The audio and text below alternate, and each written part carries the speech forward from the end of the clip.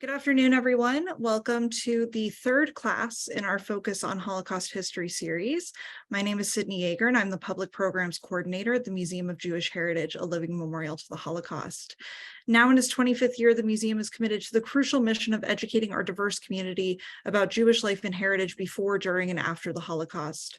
As part of that mission, our programs illuminate the stories of survivors, broader histories of hate and anti-Semitism, stories of resistance against injustice, and more. Thank you so much for joining us today virtually. We hope you will visit the museum in person to see our new core exhibition, The Holocaust, What Hate Can Do, which this class focuses on, alongside our temporary exhibition, Survivors, Faces of Life After the Holocaust from photographer Martin Scholler. You can learn more and find tickets on our website. We also appreciate the vital support of our members so much here at the museum. If you want to get closer to the museum and enjoy exclusive programs, member previews to exhibitions, and free admission, you can explore museum membership on our website or email membership@mjhnyc.org to learn more. Closed captions are available on today's program. Instructions on how to turn captions on or off will be posted in the chat, in addition to all the links I've mentioned.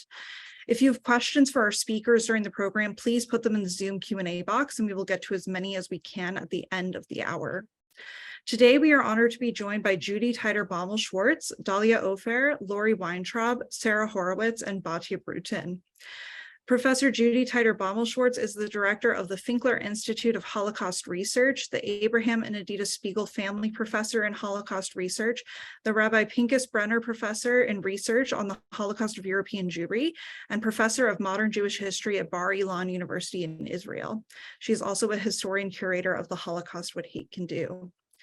Dalia Ofer is the Max and Rita Haber Professor Emerita of Holocaust and East European Studies at the Hebrew University of Jerusalem, the former director of the Avraham Harman Institute of Contemporary Jewry, and of the Vidal Sassoon International Research Center for the Study of Anti-Semitism. Her publications include Escaping the Holocaust, Illegal Immigration to the Land of Israel, Women in the Holocaust, co-authored with Lenore Wiseman, and Her Story, My Story, Writing About Women and the Holocaust, co-authored with Judy Baum. She also co-edited with Sarah Rosen both the Hebrew and English versions of Liebman Kunstadt, Diary from Hell and Transnistria, 1942 to 1944. In 2018, she received the Distinguished Achievement Award in Holocaust Studies from the Holocaust Educational Foundation of Northwestern University. Dr. Lori Weintrob is professor in history and the founding director of the Wagner College Holocaust Center in Staten Island, New York, where she organized visits of Holocaust survivors with over 15,000 students. Dr. Weintrob is co-editor of Beyond Bystanders, Educational Leadership for a Human Culture in a Globalizing Reality. She is currently writing and editing with Judy Tyter-Baumel-Schwartz, Heroines of the Holocaust, Reframing Courage and Resistance in Genocide. She received her BA from Princeton University and her PhD from the University of California, Los Angeles. Sara R. Horowitz is professor of comparative literature and humanities at York University in Toronto. She is the author or editor of several books, including Voicing the Void, Muteness and Memory in Holocaust Fiction, and most recently, Shadows in the City of Light, Paris and Post-War French Jewish Writing. Her work focuses on literary response to the Holocaust, particularly in its intersection with gender.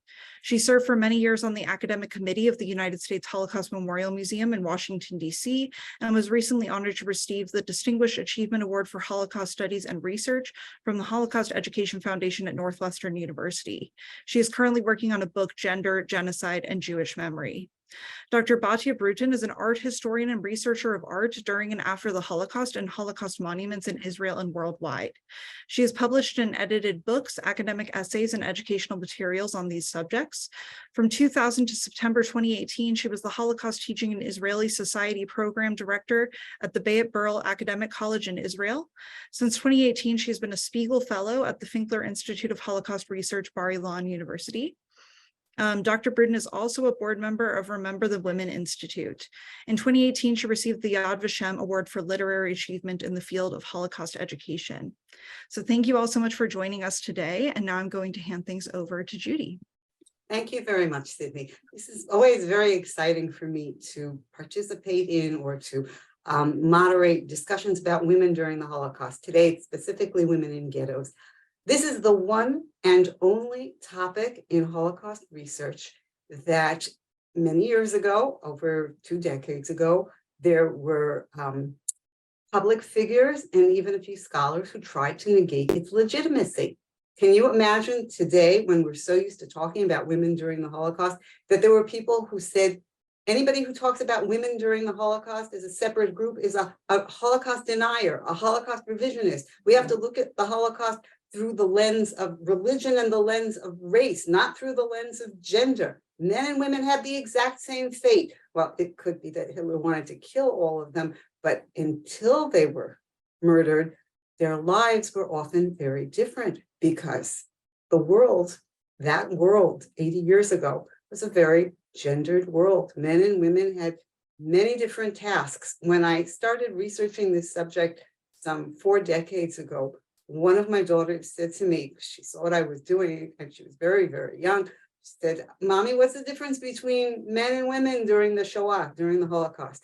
And I said, well, you know, men are in charge of making a living, and women are in charge of everything else in that world.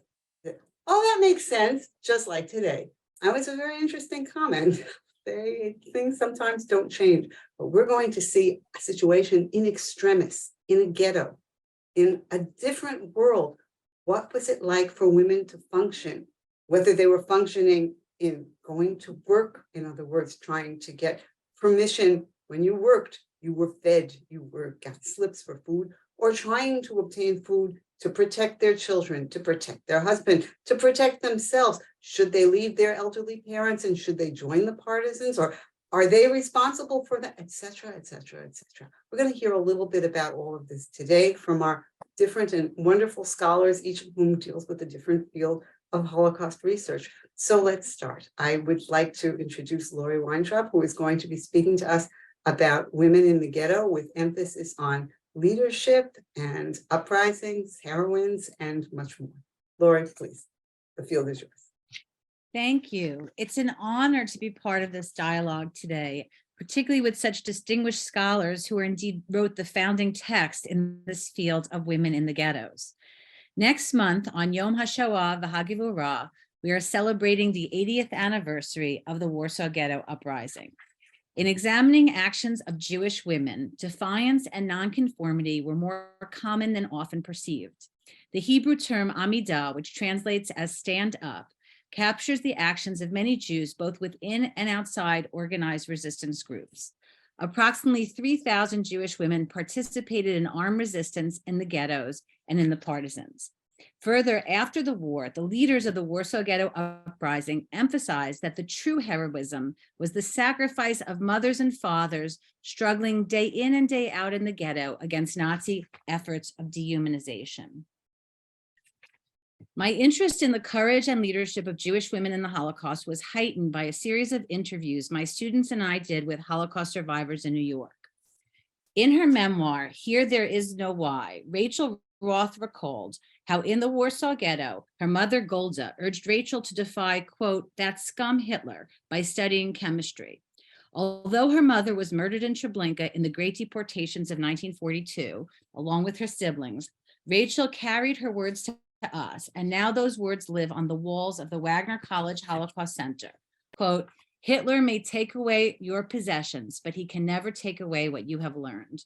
The strength and defiance of ordinary women like Golda Roth, a businesswoman in Warsaw, is a guide for us in our quest to defy those who threaten democracy and human rights today. An anatomy book in the upper right belonging to a female medical student is in the current exhibit at the Museum of Jewish Heritage, What Hate Can Do, and also testifies to the education that went on in the Warsaw Ghetto and the dedication of hundreds of Jewish female nurses and doctors throughout Nazi-occupied Europe. Here are 4 examples: the dean of the Warsaw School of Nursing, Luba Blum, and devoted female nurses and doctors doing everything they could to fight against hunger and disease, many of whom gave up opportunities, as did the heroic, her action was heroic, gynecologist Helena Rothstein, who gave up an opportunity to escape the ghetto and save herself. In addition to clandestine schools,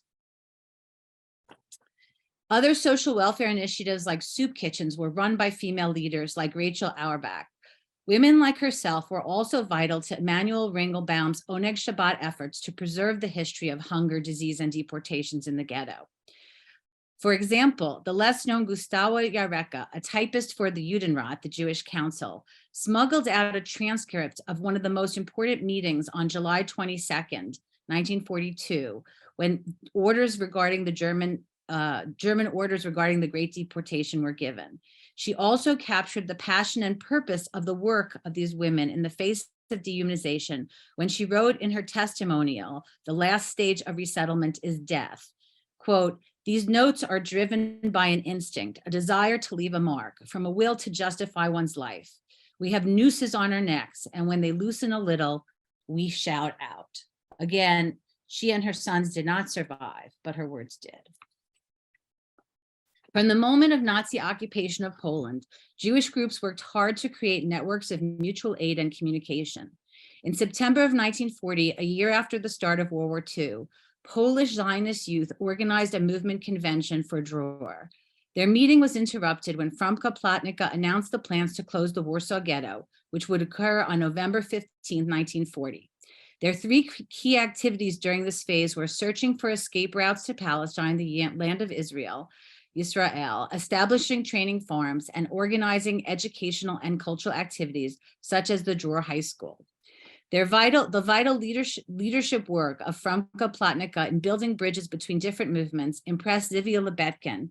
As she wrote, "The Jews would flock around her from all sides. They called her Die Mama, and indeed she was a devoted mother to them all." She had impacted and reorganized the ideological system of the youth movement and reached out to the Joint Distribution Committee, incredible skills of leadership and community building, in order to include many groups into the soup kitchen, into the lodging, and setting the groundwork for what would be the resistance movement 2 years later.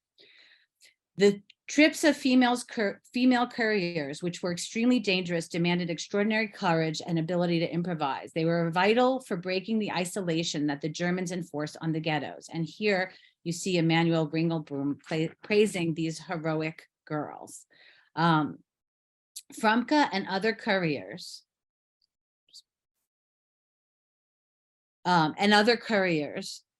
embodied the spirit of disobedience to the Nazi occupiers' prohibition, the spirit of freedom and rebellion, and influenced the members to dare, not to be afraid, and to cope.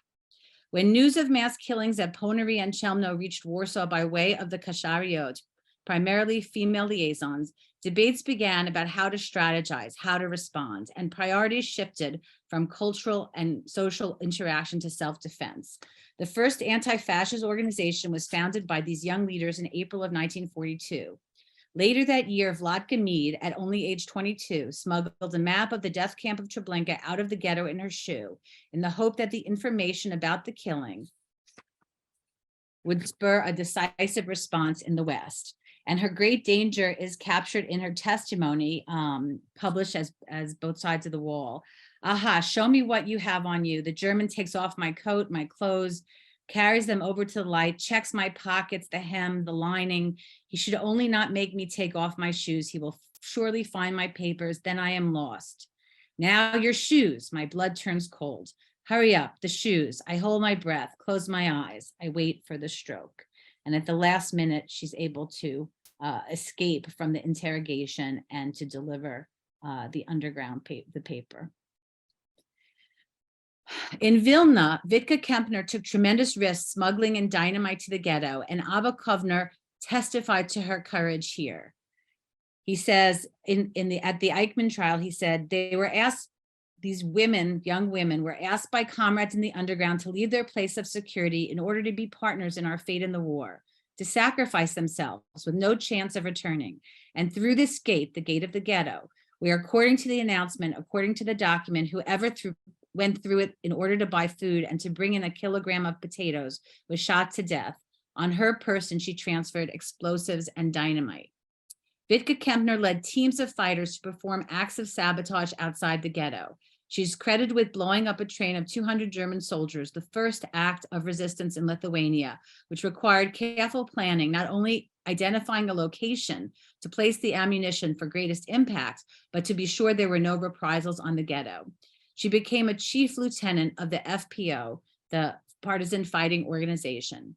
As early as 1943, after the Warsaw Ghetto Uprising, one of the most famous Yiddish poets, Hirsch Glick, paid tribute to her bravery in the poem, Quiet the Night is Full of Stars, when he wrote of a girl in a short coat and a beret with a face as soft as velvet, who watched for and stopped a trunk loaded with ammunition, who held tight a pistol in her hand.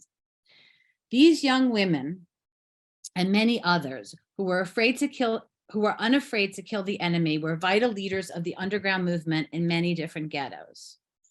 They printed wall posters and manifestos, encouraged hiding, and sent people to the Aryan sector to obtain weapons. In doing so, they saved thousands of lives.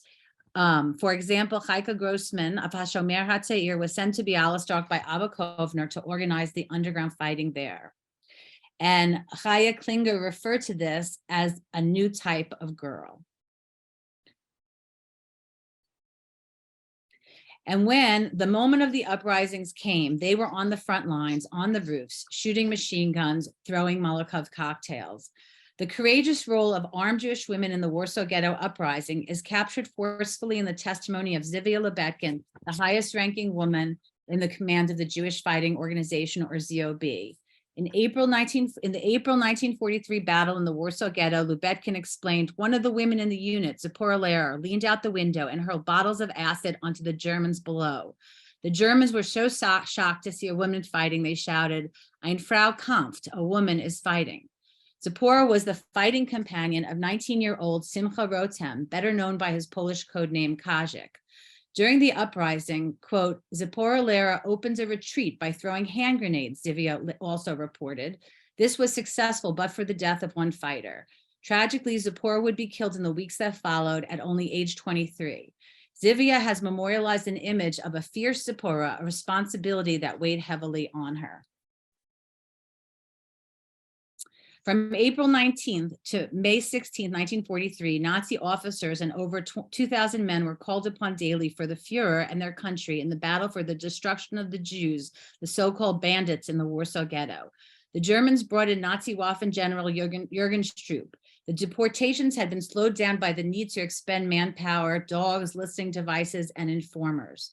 Again, Zivia brings this confrontation to life in her testimony. One girl named Tamar was so moved that she screamed in a voice unlike her own, "This time they shall pay."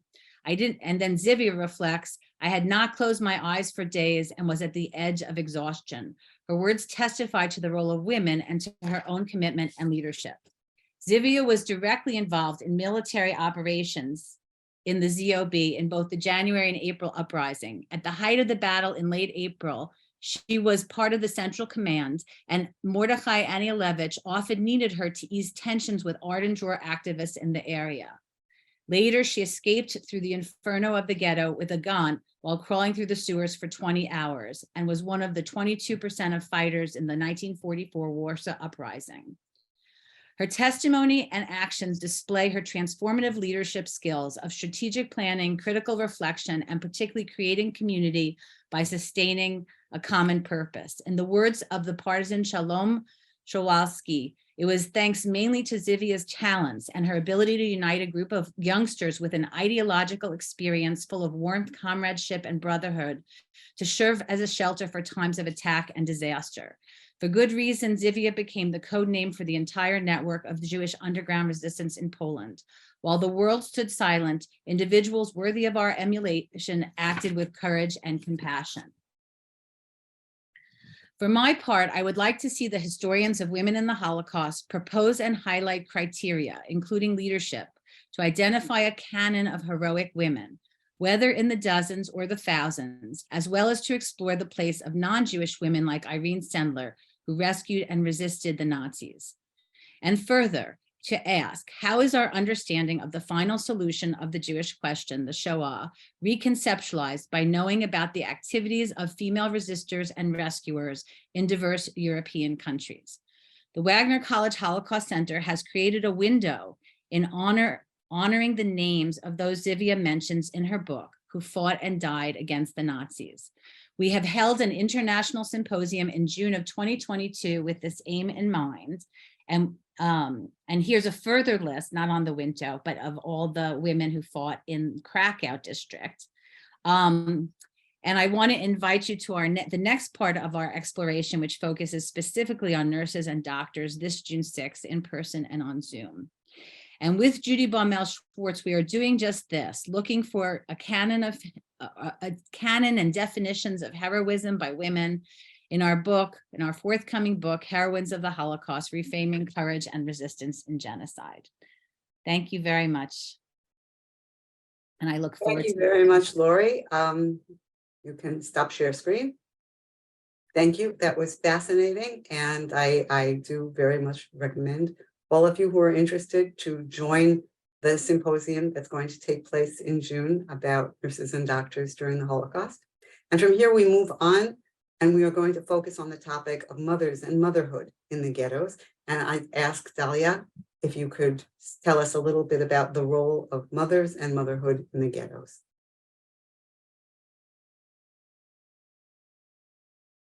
Oh, Dalia, you're muted. Dalia, unmute. Yeah, I did. Now you hear me, right? Okay.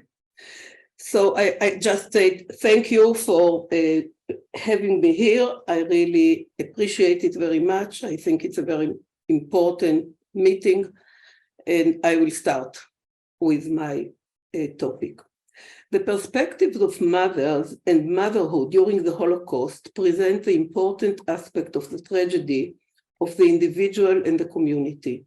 It is part of the history of the family during the Holocaust and the central perspective of gender, women, wives, and mothers in Jewish societies during the Holocaust.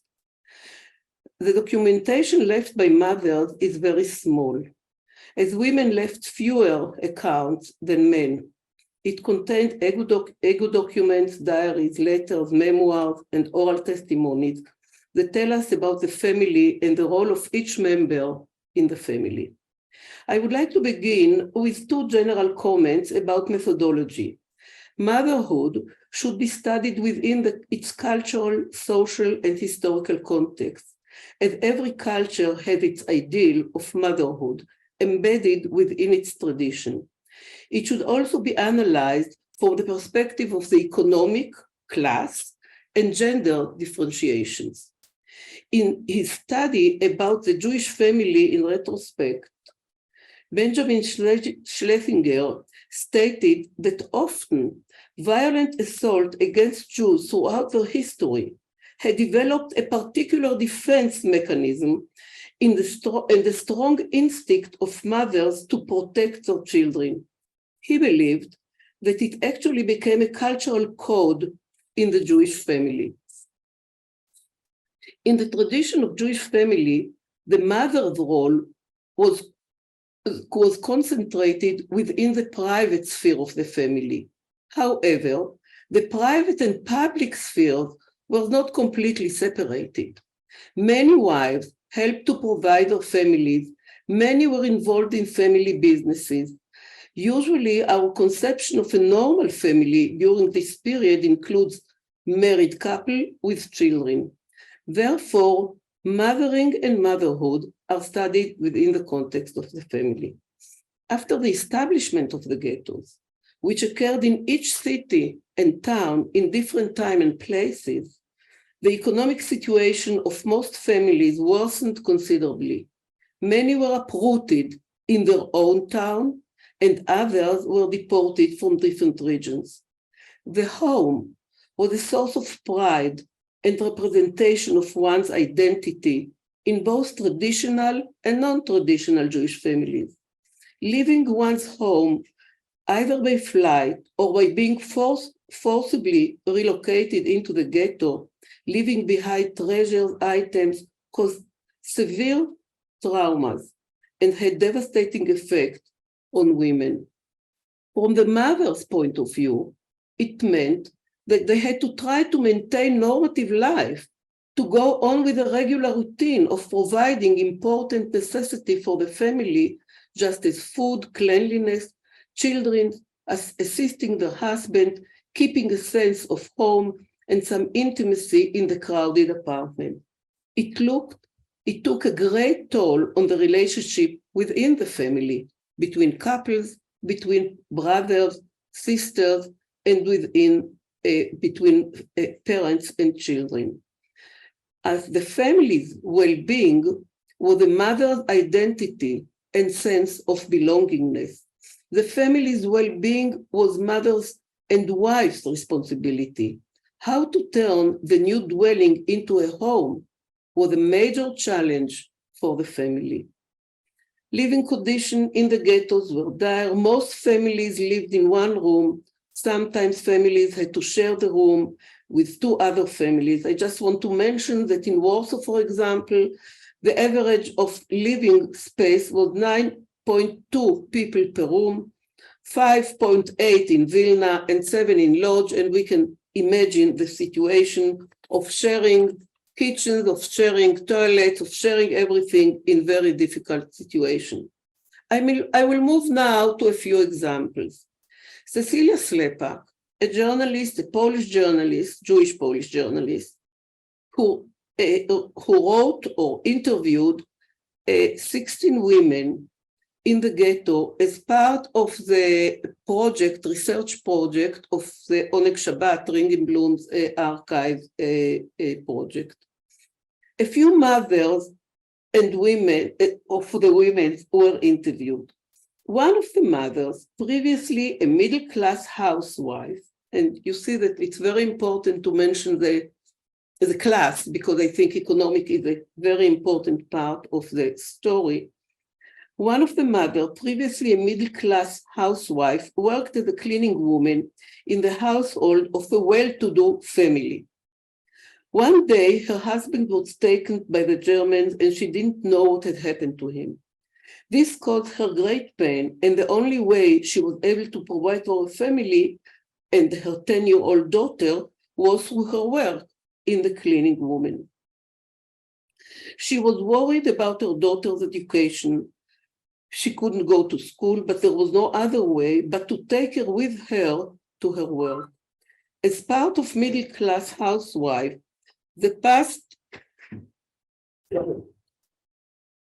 I'm sorry, the telephone was ringing, I didn't want to disturb her. As part of her middle-class self-understanding, and that she could afford a household, it was difficult and somehow even humiliating to work as a cleaning woman. But she accepted it.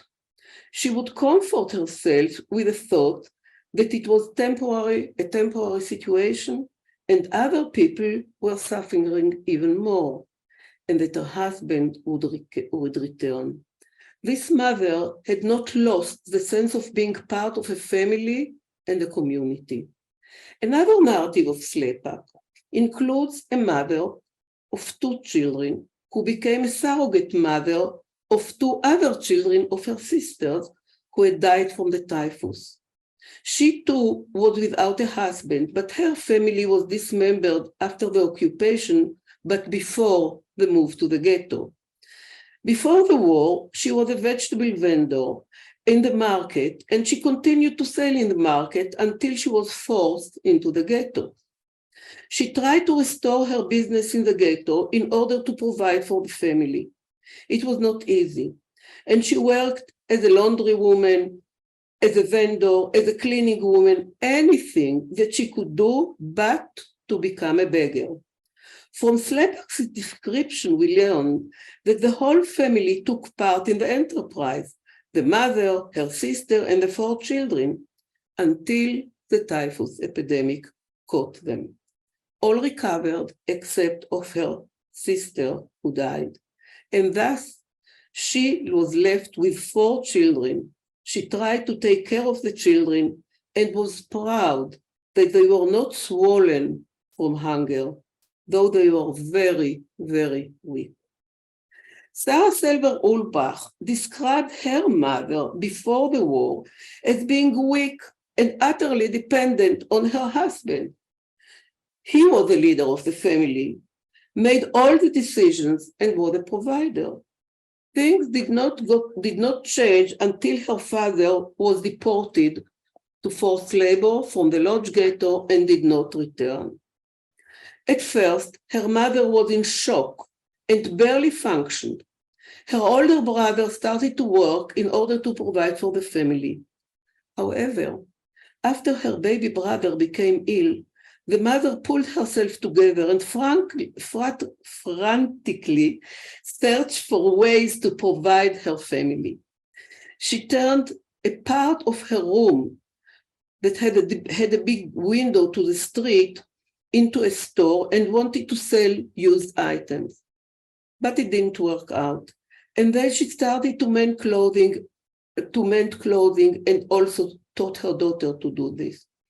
Despite the fact that she continued to be bitter, constantly complained about her misery, and she went on keeping for her children and taking care of the family.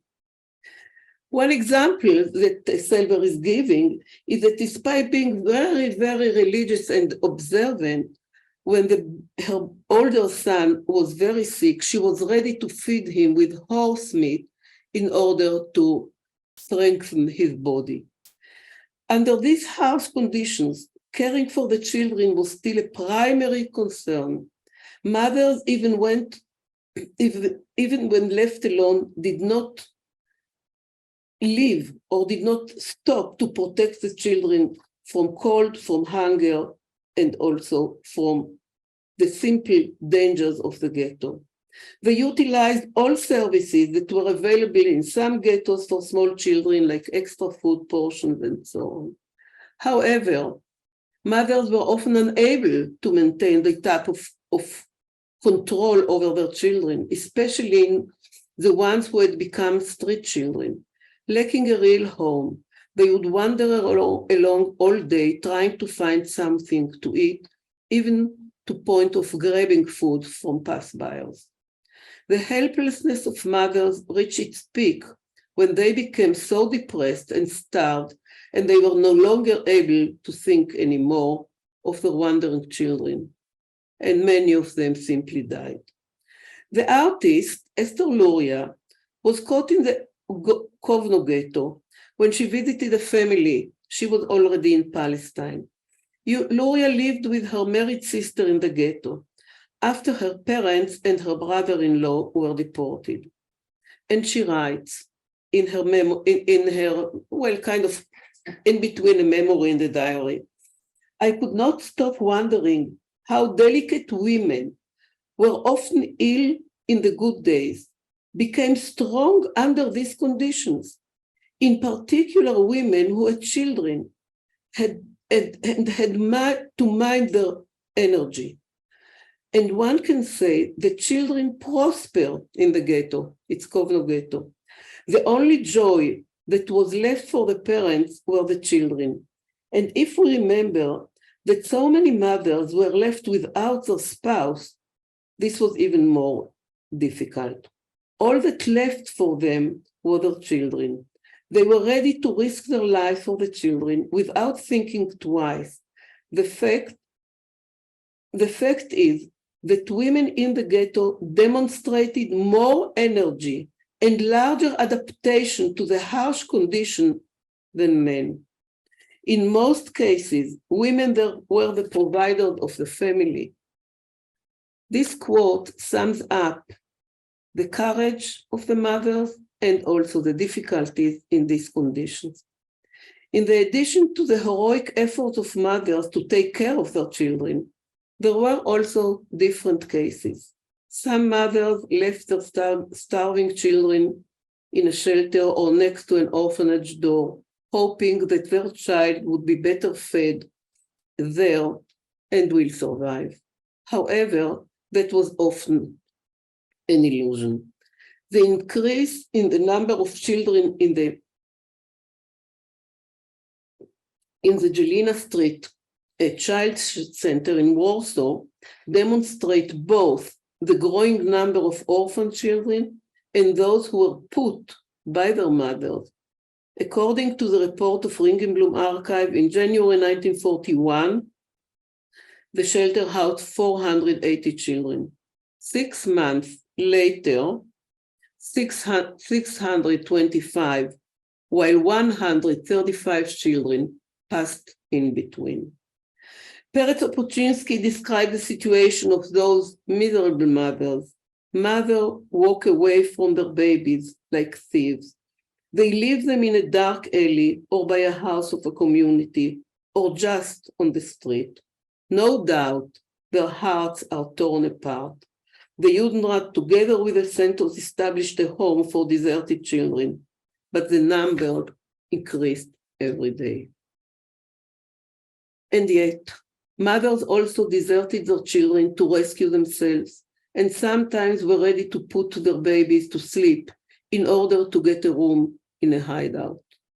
Mothers in the working places called shop in Warsaw or in different names in other places, during the days of the mass deportation in the summer of 1942, sometimes faced the choice of either to go to death with their children or to hand them over for deportation. Their decisions varied.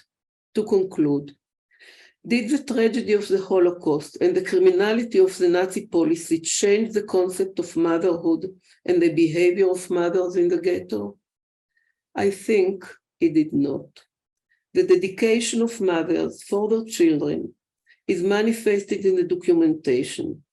So in their desperation and even in their inability to function, mothers separated themselves from their children, hoping to save their lives, or out of the despair and inability to confront their hunger and suffering. Thank you. Dalia, thank you very much. It is incredibly moving to hear about the plight of mothers in the ghettos and during the Holocaust in general. I think that we can all understand. How much can you understand? We can all try to understand exactly what incredible things these Jewish women went through. And now we're going to pretty much stay with the same topic, but we're moving into a different medium. And I'm going to ask Batya Brutin to speak to us about art depictions of women in the ghettos. Batya, thank you. Thank you, Judy. Let me my presentation. I think that my presentation is a continuation of what Dalia just summed up, because I would like to quote a Warsaw Ghetto historian, Dr. Emanuel Ringenblum, who wrote, the historian of the future will have to devote a fitting chapter to the role of the Jewish women during the war.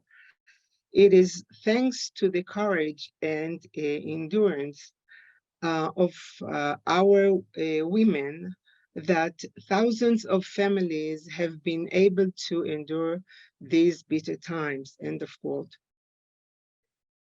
As we know, each ghetto was different, not just in terms of its geography and design, but also in terms of Nazi policies and the ghetto internal leadership. What they had in common, however, was their forced segregation from the outside population and their subordination to the Nazi German authorities.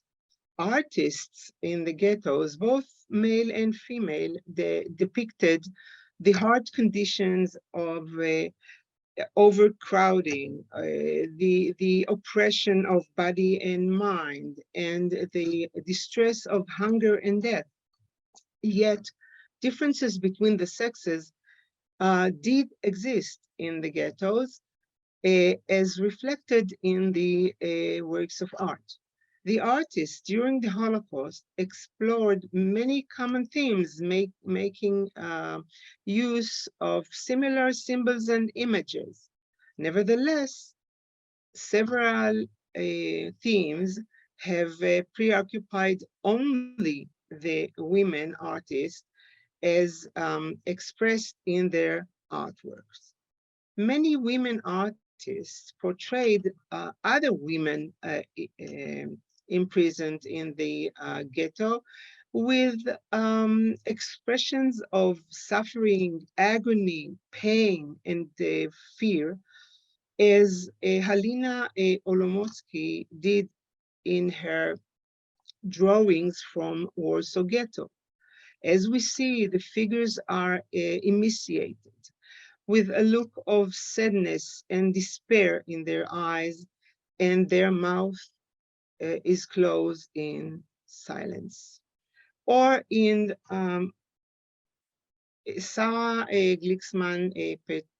Petlovich paintings, we see an elderly woman, poorly dressed, and a visible yellow star badge on her dress, disappointed, sitting crouched with her shoulders down and her hands crossed against her body. Women were constantly trying to create a world of normality by carrying their traditional role as mothers and housewives. Women artists depicted the women's traditional role of caring and being responsible for their children's safety. For example, Charlotta Borsova depicted a mother embracing her child with a sad expression on her face, being aware of the child's cruel fate. Whereas Malva Shalek depicted the mother preparing food for her daughter and taking care of the girl's physical needs. The disruption of the previous way of life and the new situation of imprisonment forced the women to live communal life. Sybil Milton, in her research on Holocaust art, stated, and I quote, "It seems that women artists tended to paint more collective scenes of small groups of women helping each other, setting up relationships in small family units based on mutual assistance, which greatly increased their chances to survival." End of quote. Examples of that we can see in many of the descriptions, such as Malva Shalek's drawing depicting 3 elderly women or 4 women inmates in the Theresienstadt ghetto dormitories. Women were constantly trying to return to normality by occupying themselves with their traditional role as housewives.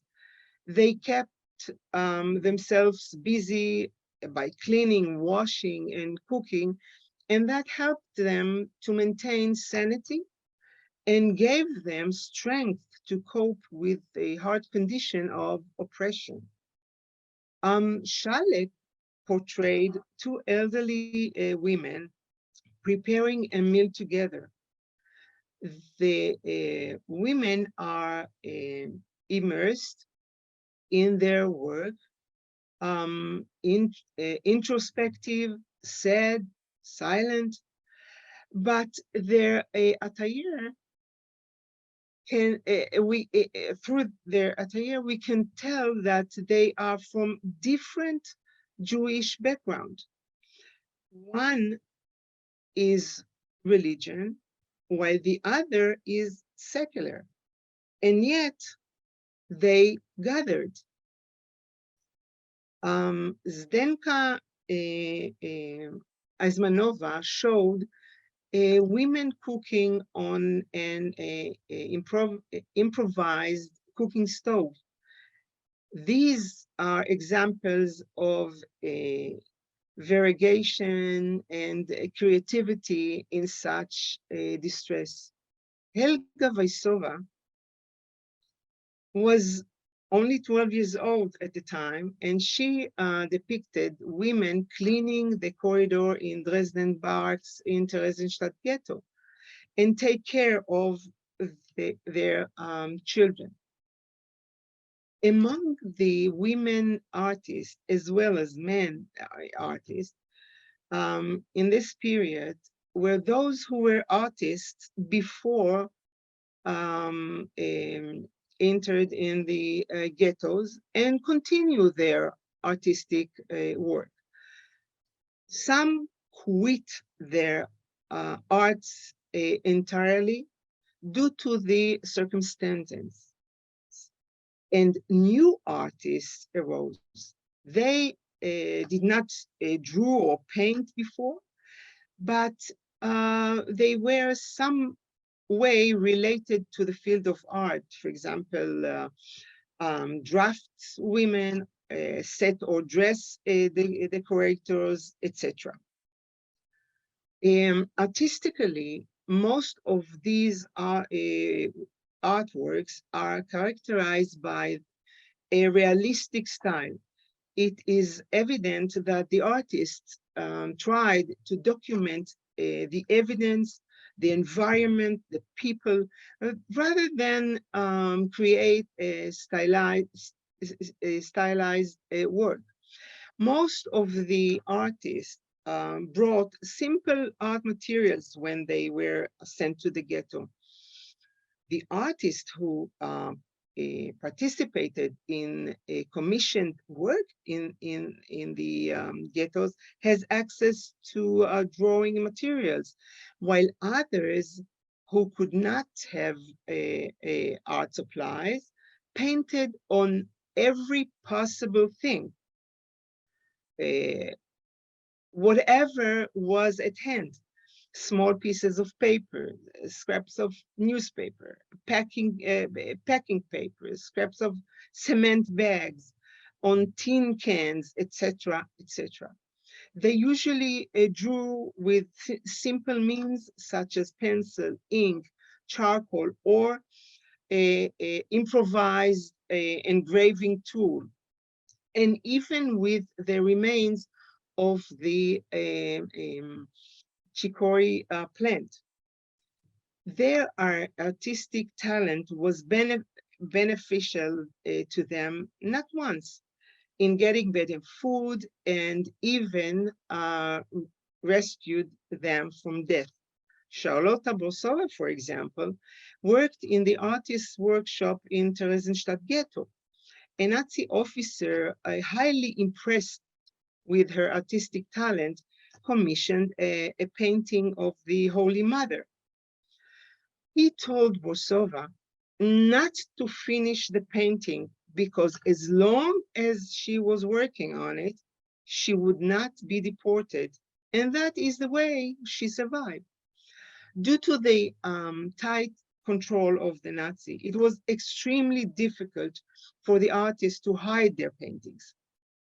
Some fold and hid the works in hiding spots in the ghetto. Others tore the works into small pieces in a way that will be enable them to piece them back into the whole painting. In contrast, some managed to smuggle artworks through workers who worked outside the ghettos. However, most of the artworks were discovered or uncovered after the war. Thank you. Batya, thank you very much. That was fascinating to see it in graphic form. And now we're going to hear about the literary side. I'm going to ask Sara Horowitz to speak to us about women in the ghettos in literature. Sara? I'm just going to share my screen in a moment.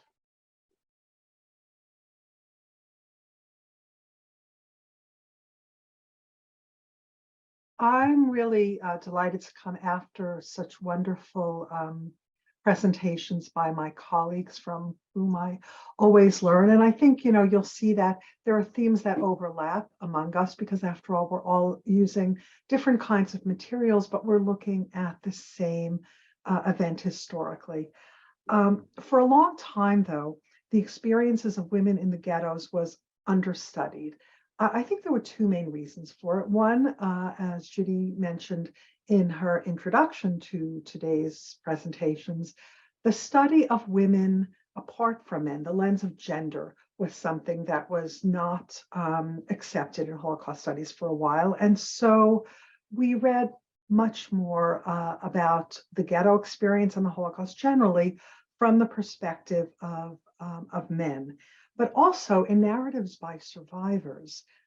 What happened next, that is the experiences in concentration camps and killing centers, really kind of eclipsed the ghettos in this impulse to retell this ethical imperative.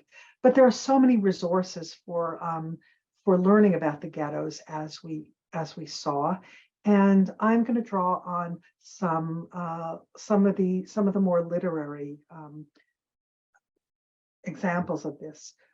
Through the resources that are available to us, we understand how women in the ghettos perceived their own circumstances, how they behaved, the choices they made within increasingly limited options, how they struggled to make sense of what was going on.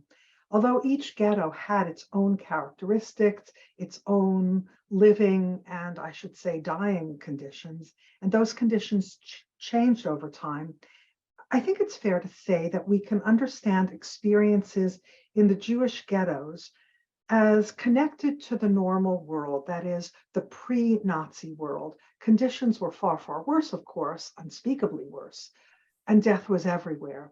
But in many ways, ghetto life resembled the life that its inhabitants once knew. Family units often remained together, although in terribly reduced circumstances. Creating normalcy in the ghetto was important for many people who lived there. Schools were established, learning opportunities were ways that normalcy was achieved depending on the ghetto. Cultural life flourished, music, theaters, writing, synagogues were established, communal social structures were put in place. Many people, both men and women, were driven to write, to document what was going on. That a radical and brutal change had taken place was clear, but at least initially, many journals and diaries at the time expressed the sense that although more than a century's worth of progress in equality for Jews had been abruptly reversed, these reduced circumstances could be endured. But as actions, deportations and massacres and random daily killings increased, diaries and journals written in ghettos indicate that ghetto inhabitants reached a tipping point. That is, many articulate a moment of terrible realization. The Nazis' goal is not merely containment and pillaging of the Jews of Europe, but their utter eradication. Women's writing reflects aspects of ghetto life common to all ghetto inhabitants, but their writing also reveals aspects particular to women, the perilousness of pregnancy and childbirth, as Dalia articulated, trying to nourish and sustain one's family, the deep bereavement of being unable to protect one's children. The writing also describes the premature maturity of ghetto children and what might even be termed the heroism of children who end up sometimes protecting their parents. I want to give a sense of women's writing about the ghetto by touching on 4 writers representing 4 ghettos and 4 genres.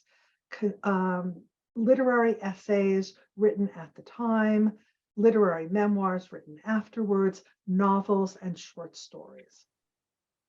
I'll begin with Rachel Auerbach, who we already had a glimpse of in Lori's presentation. Perhaps the most important woman to document life in the ghetto was Rachel Auerbach. She worked together with Emanuel Ringelblum in the Warsaw Ghetto's Einig Shabbos project, and she was one of only 3 survivors involved in that project and helped locate the documents after the war. She was a Zionist and historian and a Yiddish essayist, and she, I'll say, hung around in modernist literary circles. She wrote while in the ghetto. She wrote after the destruction of the Warsaw Ghetto from the Aryan side. And later, after the war, she wrote about Jewish cultural life in the ghetto. She's held in well-deserved esteem by readers of Yiddish, but she's virtually unknown to most English language readers because her writing, as brilliant as it is, remains untranslated largely into English, although there is work underway now to change that. You can get a sense of the sensitivity of her writing by looking at her essay, again, that Lori Weintrob mentioned, Yizkor 1943. It invokes the traditional memorial prayer, Yizkor, on behalf of the dead.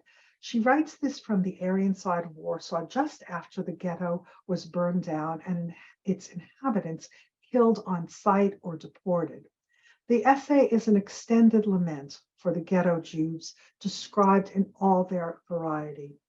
Auerbach is both a fellow victim and an eyewitness, a historian who documents, and an imaginative writer who reconstructs. What madness is it, she asks herself, that drives one to list the various kinds of Jews who were destroyed?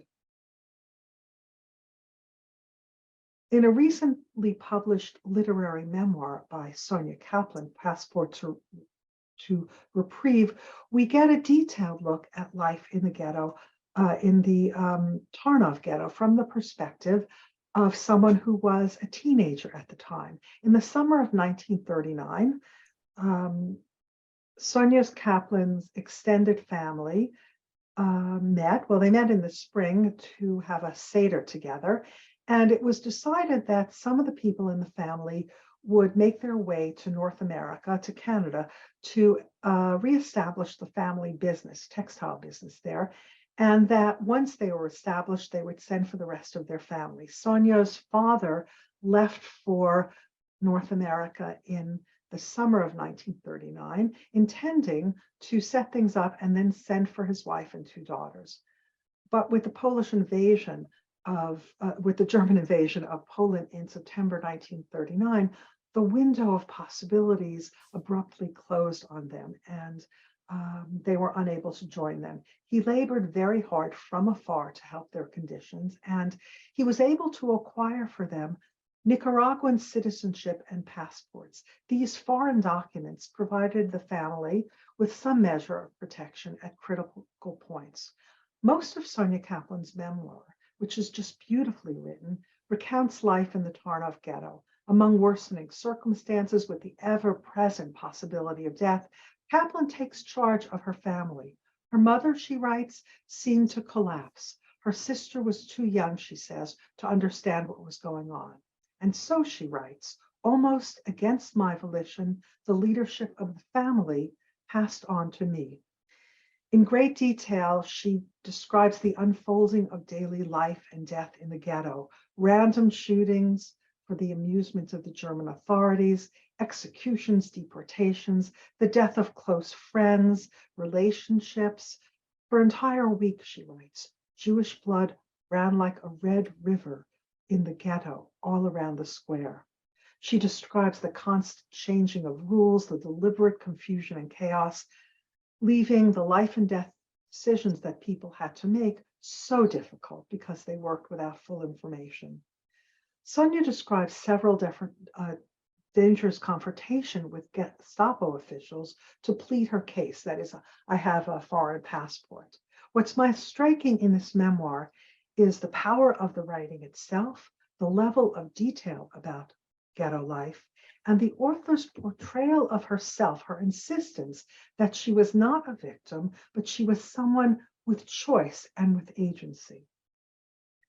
If we look at fiction, at novels, we have to talk about the work of Chava Rosenfarb. Chava Rosenfarb, amazing masterwork, her trilogy of about the Lodz Ghetto, The Tree of Life, is brilliant. It was published in Yiddish in 1971, translated into English and published in 1985.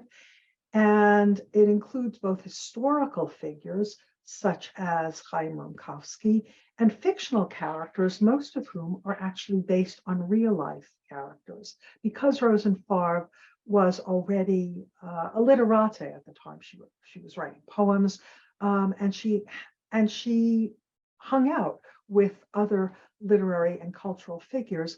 Many of the characters are stand-ins for writers and poets at the time. And of course, there's a character who is a representative of Rosenfarb herself.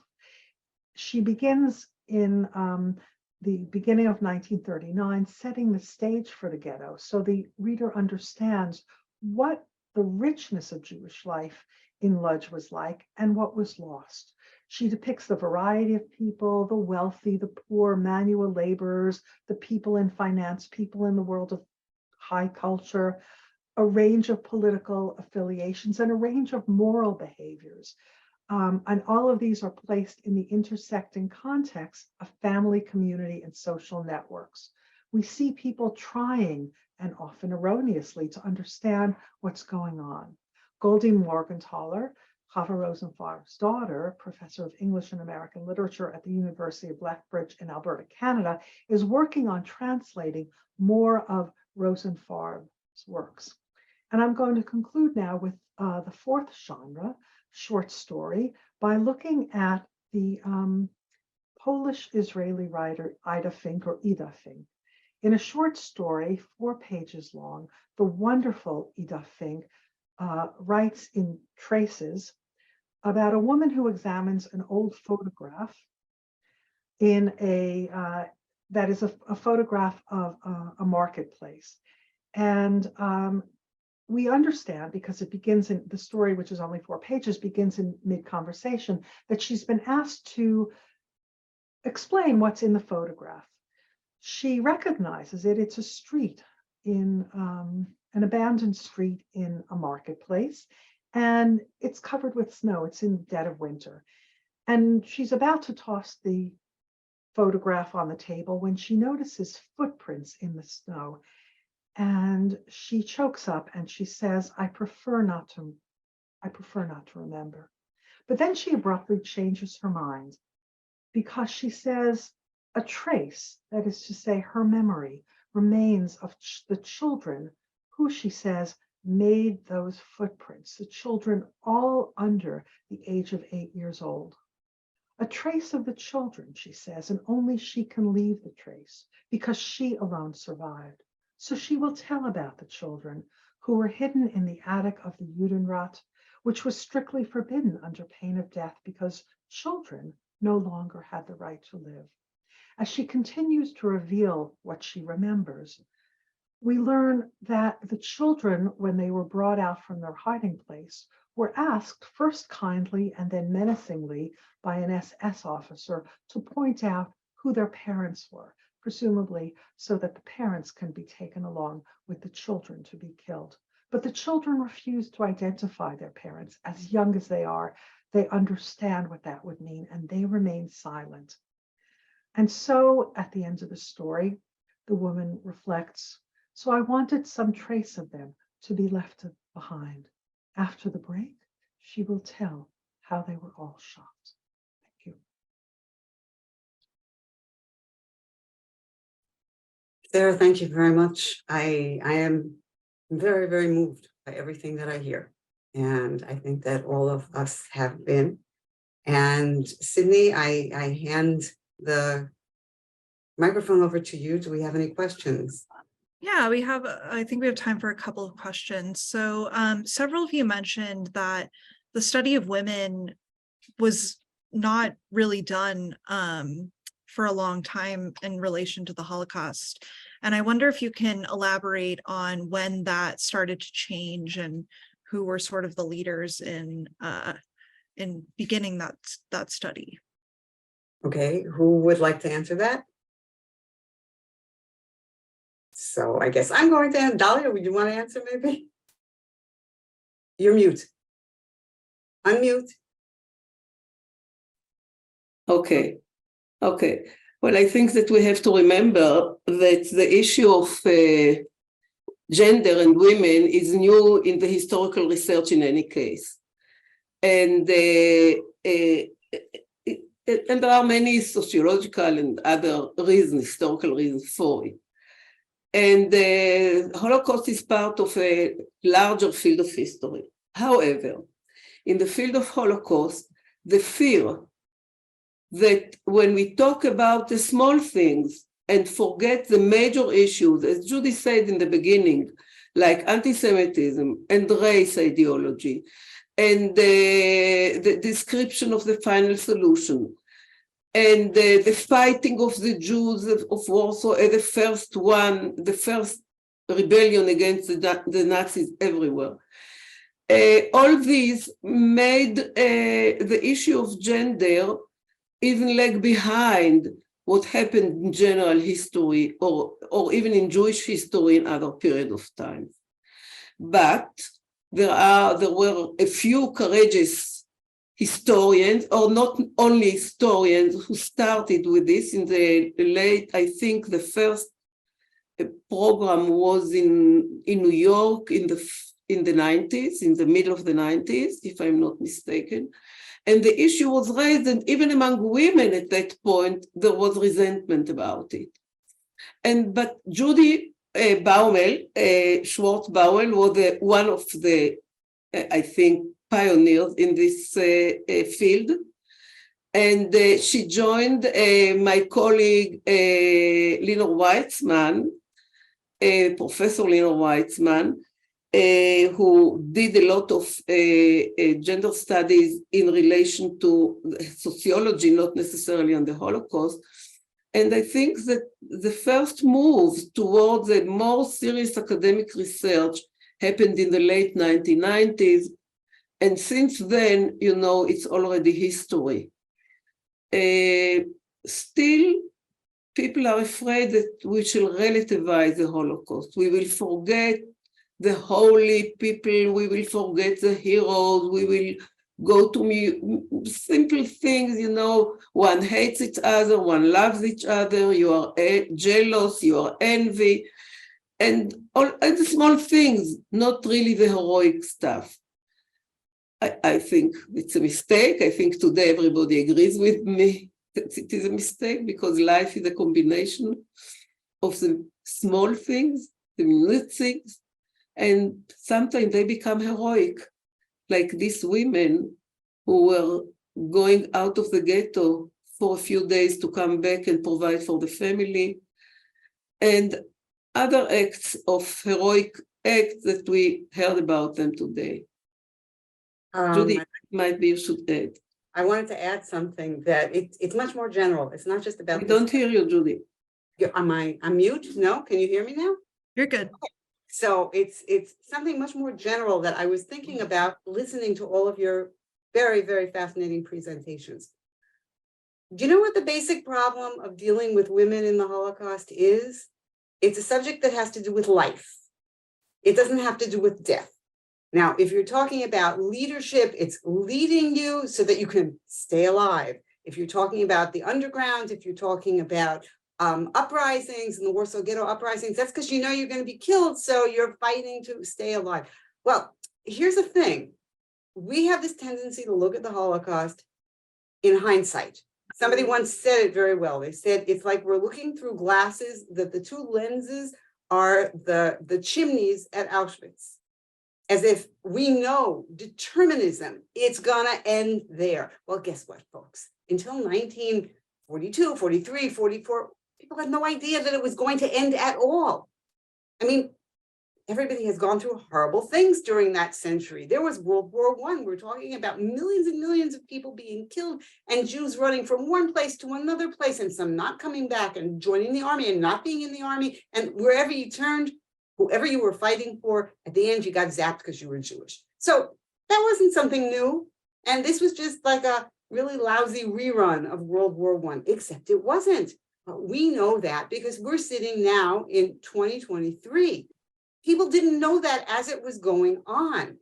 And it's like the scariest thing to think that if something devastating would happen to a whole country tomorrow and we would all disappear. But hey, we're having symposia now and we're on Zoom and we're living our lives. And when we get off this Zoom, we're going to go and we're going to have lunch, and we're going to have supper, and we're going to do really normal things, not in extremis. people tried to continue that normalcy in the ghettos because they thought it's gonna be over one day and we're gonna still be on our 2 feet, hopefully, not like we're all gonna be annihilated. Nobody can fathom that in 1941 or in the beginning of 1942. So that's the problem of dealing with women, because women deal with everyday life. They're dealing with staying alive by finding food and keeping a house together and trying, well, that doesn't fit this heroic feeling of we're in extremis and we're fighting for our lives because we're all going to be dead tomorrow. And unfortunately, almost all of them were dead tomorrow. So we have a very different perspective. It's hard to do this switch and to put yourself into 1940, 1941, the beginning of 1942, and think as if we're there. Not, we don't know the end. We don't know about Auschwitz. We don't know about the crematoria. Not yet. In some places, because it exists, but we don't know about it, a little bit earlier, it doesn't exist yet. But we know the end of the story because we read the last page. They haven't. So if we remember that, we can also understand what this great opposition to dealing with these mundane topics. We've got to deal with the big topics because the Holocaust was something big, and we've got to deal with heroism, and we've got to deal with the uprisings, and we've got to deal at the most with Jewish leadership, but nothing else. All of these daily topics, I mean, because people were so stuck on that last page, we had to get further away chronologically from the last page, moving on in history to be able to remember the beginning of the book. And that's what we're doing now. And that's what we did this evening, or I'm in Israel, so that's why I say evening for you, afternoon. And I hope that that idea stays with you for those of you who have joined the entire lecture series throughout all the things that we're going to hear. Forget that last page. Well, you can't forget it because it's sitting there all the time on your shoulder, but try to imagine that we're moving forward in history and we're still in the middle of the story. I think I went over my time, and this is what happens when I'm so devoted to the subject, as you've all figured out by now. I saw that Sarah has a hand up. Yeah, if I could just add something to that. When I remember back to when researchers, and I'm going to say women because most were women, first began to look at the experiences of women, the recollections of women, the writings of women as distinct from those of men. As Dalia noted, there was a lot of resistance to it. And I think the reasons that Dalia articulated and Judy articulated are really spot on. But I think there were additional things as well. First of all, there was this fear that kept being articulated by many established scholars in the field that women who were working in this way were trying to impose a feminist agenda on the Holocaust. They were trying to use the Holocaust to further their own ideological agenda. And that's where part of the resistance came from. And part of the resistance came also from some of the messy issues that opened up once one began to look at women, because there were issues like sexual assault, sexual abuse, sexual barter, that again, people in the field, the established people in the field, really kept at arm's distance. They just didn't want to open the book on that. And so it seemed to be something that was threatening to people in the field and was looking at issues that they didn't want looked at. And I do want to say one more thing, that Dalia is very modest because she and Lenore Weitzman organized one of the first symposia or workshops on women in the Holocaust. That was very, very important for so many of us who were working in the fields. It was a place for us to kind of get to know one another, get to know one another's research, and I want to say be encouraged by one another and enrich our work through hearing what others were doing. Lori, I think you wanted to add something. Yeah, just a very quick to echo what Sarah said about thanking Dalia, thanking Lenore Weitzman, thanking Judy for being founders in this field. I also wanted to say Claudia Kuntz's book on women in had a big impact on me. It came out while I was in graduate school. And then Totally. the last thing I want to say is that I think it's not over yet. I mean, there is a very popular interest in the topic of women in the Holocaust that we see from the publication of Judy Battalion's book on the women in the ghettos in the light of days. But I'm not sure that all scholars are interested in this, and I think museums still have a long way, and memorials still have a long way to catch up on adequate representation of women in the Holocaust, and including that. Some of it may be a bias towards being interest in perpetrators more than resistance, or the interest in a few, specific rescue stories rather than a more general appreciation of daily life. I think that's what Judy was trying to say. But I think that we've come a long way, standing on the shoulders of giants, but we still have some way to go. Thank you. So I know we are pretty over time, so I do want to give Judy, if you have any concluding remarks or anything like that. I think I've concluded. We've done it. Great. Well, thank you all thank all of you for sticking with us over time. I really appreciate it, and especially for our panelists today. And thank you for this really fascinating discussion. I know we've gotten a lot of comments already saying that this has been great, so I really appreciate it.